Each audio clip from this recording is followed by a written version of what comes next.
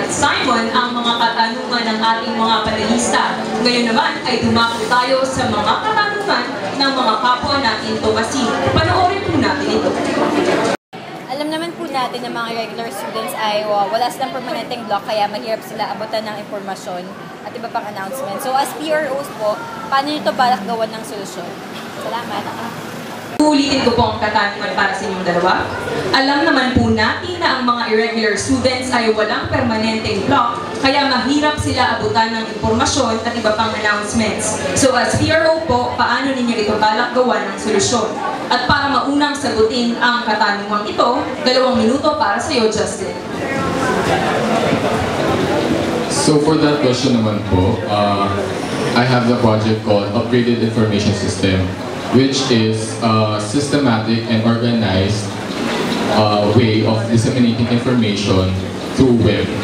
So doon po, naka-organize na po lahat ng mga ating kailangang announcements, activities, CSC, executive board, lahat ng makikita nyo sa Facebook, nandun lang for us is to be organized and effective din po.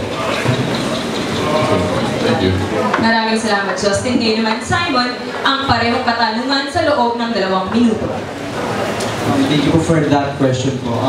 Ang sagot ko po sa tanong na yun is, hindi po pumapasok yung advocacy ko po na effective and efficient information dissemination po, in which that I will maximize my duties as a public relations officer po, and maximize the utilization of the following media po, the PA systems, bulletin boards, yun po, sa tingin po yung makakatulong po para makakarating po ang mga information sa ating mga irregular students po.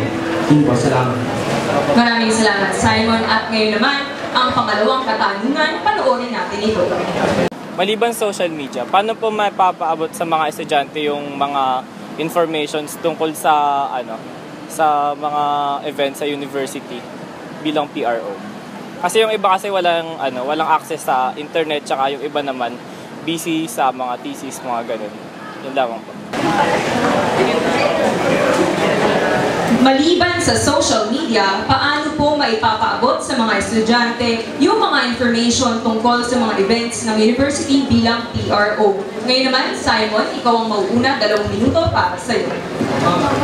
Tulad po ng sinabi ko nga po kanina, yun po yung advocacy ko po yung efficient information dissemination.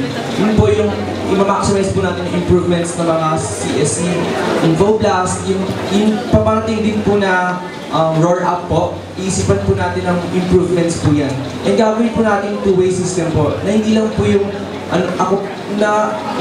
forward po natin yung mga message po natin sa student body, and at the same time, ako rin po, pwede rin po makatanggap at susolusyonan po natin yung mga problema po.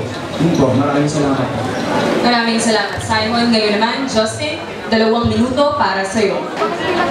So for that question naman po, we have the local council PROs. Doon po, i-disseminate natin lahat ng information nila sa mga local council, lahat ng information na gagawin namin sa mga local council PROs. Sila na po yung mag-disseminate sa mga kung meron man silang mga batch level representatives po, sa mga class PROs nila.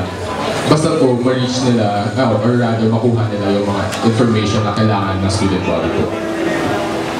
Maraming salamat, Justin. Maraming salamat din sa mga tumasinong nagpadala ng kanilang katanungan gamit ang hashtag na UST Halalan 2015. Patikim pa lamang yan sa marami pang banggaan at harapan at bigayan ng opinyon ng 2 nating kandidato para sa pagka-PRO ngayong hapon.